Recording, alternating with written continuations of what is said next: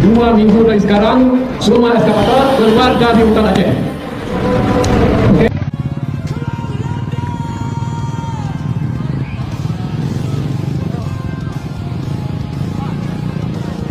Angus, angus.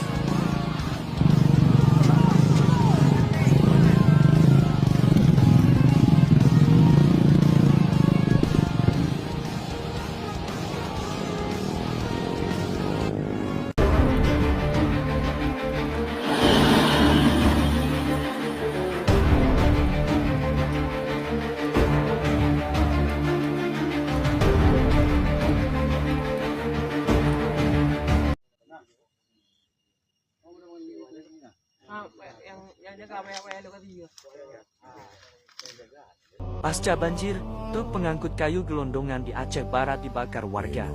Sebanyak 2 unit truk yang mengangkut kayu gelondongan dikabarkan bebas melintas di Jalan Lintas Mulaboh, Kecamatan Sungai Mas, Aceh Barat. Belum diketahui legal atau tidaknya kayu tersebut.